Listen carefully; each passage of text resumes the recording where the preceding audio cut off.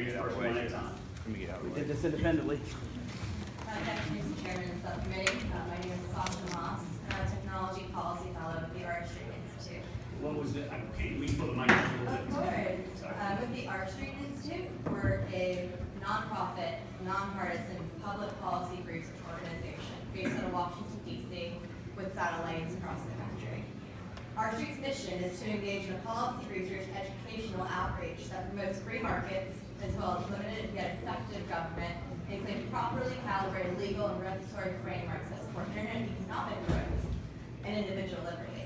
Arch Street's particular focus on internet law and policy is one of offering research and analysis that shows the advantages of a more market-oriented society and a more effective, more efficient laws and regulations that protect freedoms and expression and privacy. We at Arch Street solemnly support free expression guarantees in the First Amendment, and we work forward in our work in support of both state and federal anti-SLAPP legislation. And that's why I'm here today in support of this bill.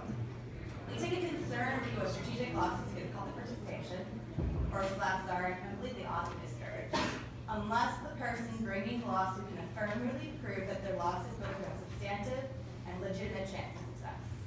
We also believe that speech-related commerce, particularly user-generated business reviews of business, are clearly of public interest. Do you draw any distinction in the categories of public interest speech, so like policy speech before a governing body versus speech in commerce related to a product? I think speech and commerce is separate from speech and public government bodies. You do believe they're separate? But do you believe they're both matters of public concern? The technical language does have to go back to council.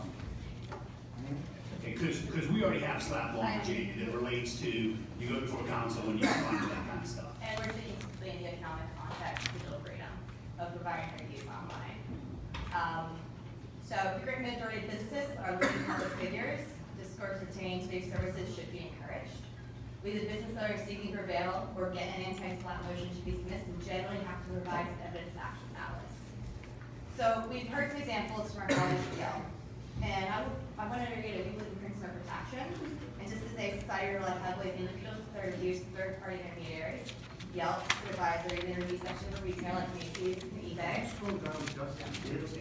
Of course. Sorry, I've driven before, I'm just talking really fast all the time. I think the problem is that you're moving from the mic And away also from an the hard mic. time seeing our podium. But regarding free speech online, You Leon. can't keep looking that way. Right, speak into the mic. Okay. Speech online, I like to tell individuals who aren't familiar with, say, review systems like Yelp and TripAdvisor.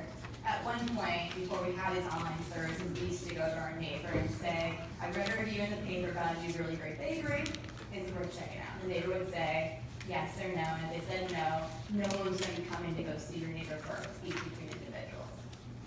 And reiterating what Yelp said, Americans more than 40% of their shopping online, and 70% report they can consult online resources for research. This trust encourages and facilitates economic activity, encouraging consumers to get their best so-called bang for their buck.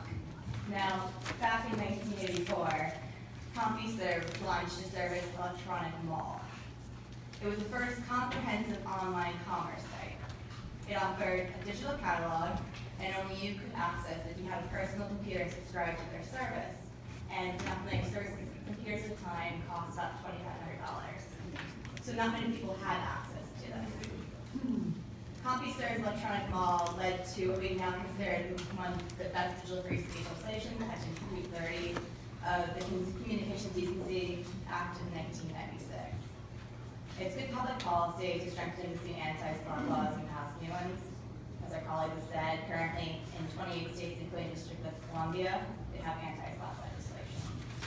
Here on behalf of the lend your support, and then just do your best to sort of keep it tight so we can keep the thing moving. Come on up, whoever's next. I'm Wendy Martin. I'm here in support of Mark Levine's bill. Last year, Manoli sponsored a bill, as well as Glenn Sergamon.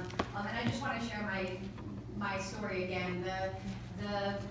What passed last year was if you spoke something. Right, and Chairman, Delegate Peace had a bigger bill, and I think you were there for, that we didn't advance. Right, and so basically, I want to make sure I will keep coming back here every year until people that do what I did get protected. what I did, my husband and I, we were a group of 50 people, 50 parents who wrote a letter. We didn't stand up at the school board meeting. We wrote a letter to an acting superintendent of schools outlining safety and educational concerns. The principal seeking revenge for that and also seeking an insurance payout sued us for $3.5 million in malice and defamation. What were the results on us? 455, okay, so what happened was the circuit court shut it down. She appealed to Virginia Supreme Court. Virginia Supreme Court shut it down. She appealed it. They shut it down finally. It took 455 days. I gained 20 pounds from stress. We had legal fees approaching $40,000. All because we were concerned about literally guns in our schools. We wrote a letter to the superintendent of schools. If you think this is an outrage, you have to advance this. And as you know, this is not a red state thing or a blue state thing. To be quite honest, I love what they have in Texas.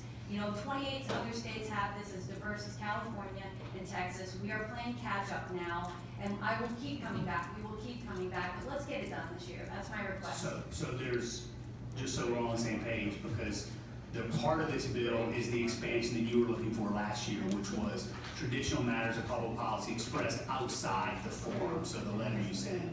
What this bill also does is redefines the definition of a matter of public policy to be not the traditional policy like a school policy, but to these economic and business issues.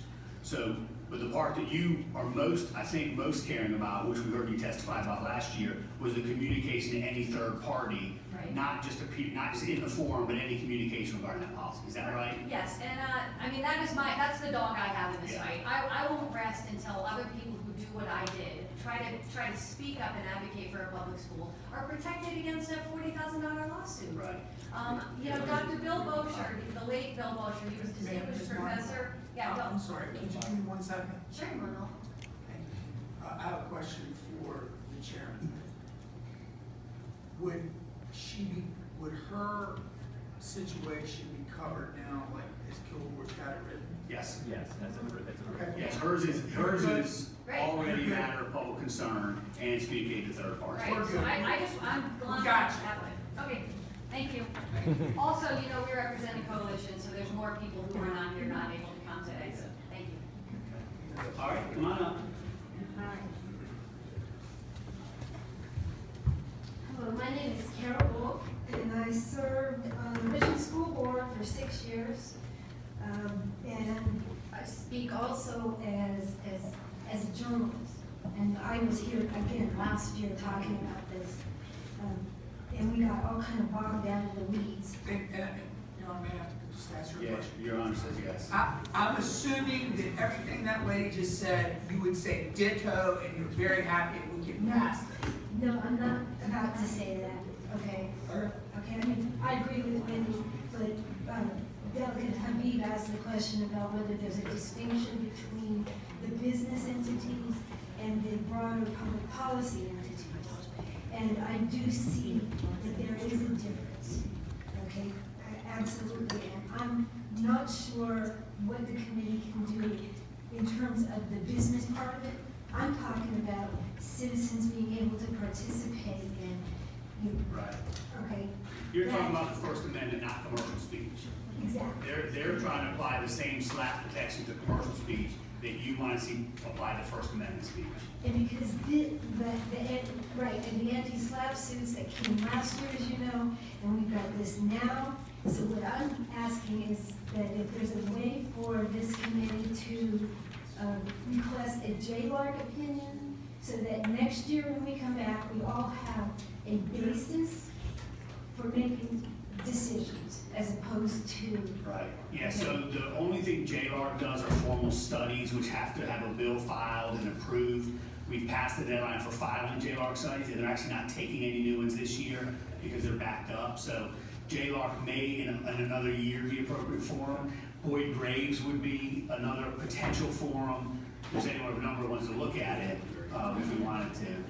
However, we can get a study done that has information so that you're making decisions based on information and data.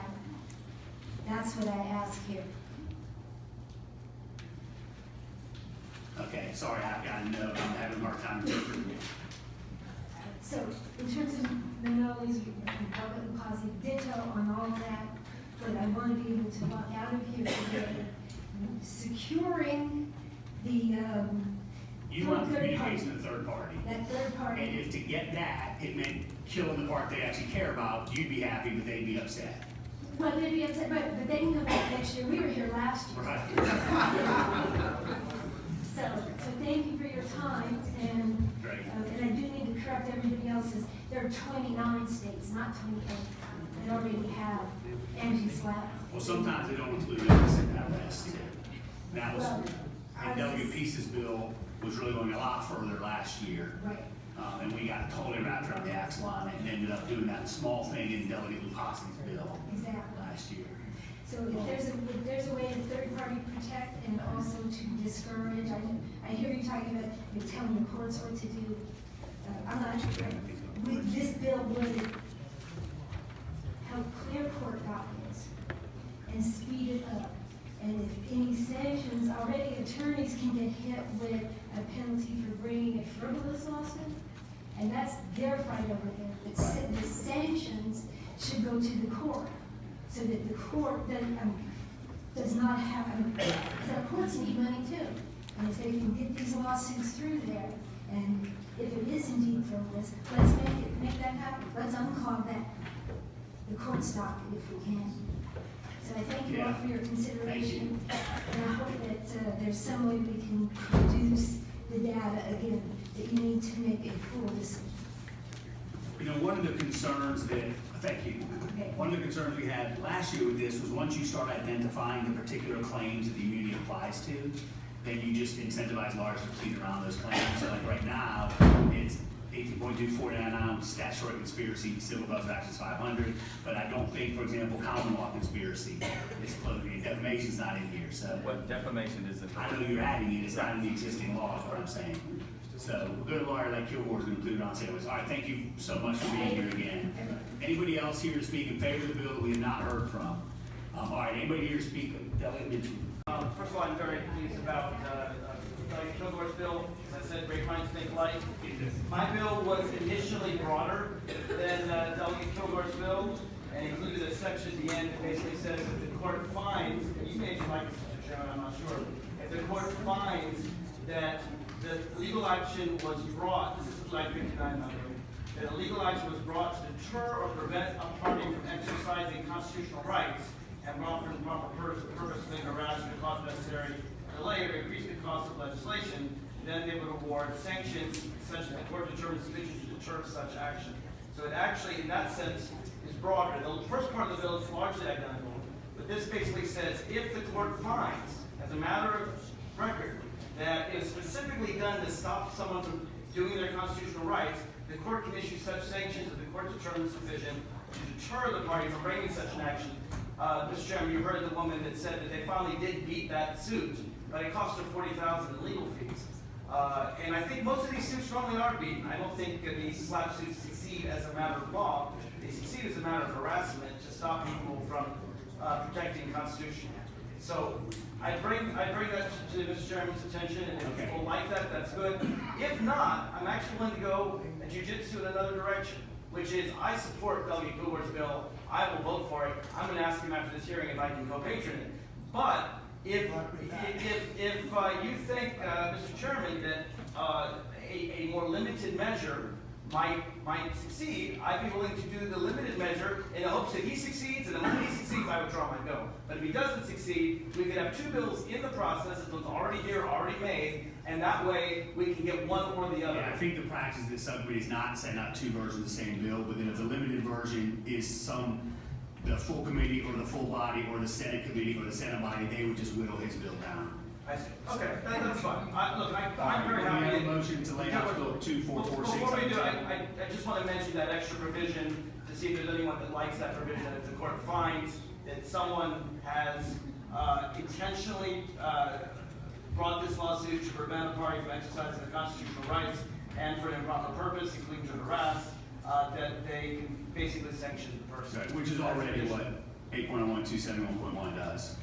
Well, it doesn't have specifically the part about trying to prevent a party from exercising constitutional rights. I got this from Texas, by the way. I mean, that's an improper purpose covered by 271.1. It's a more specific ones. All right. I'll move to lay it. All right, we have a motion to lay the bill on the table. Is there a second? Move to second. All those in favor say aye. Aye. Those opposed? All right, thank you. Thanks, Chip. All right, let's see what we got So what left. happened?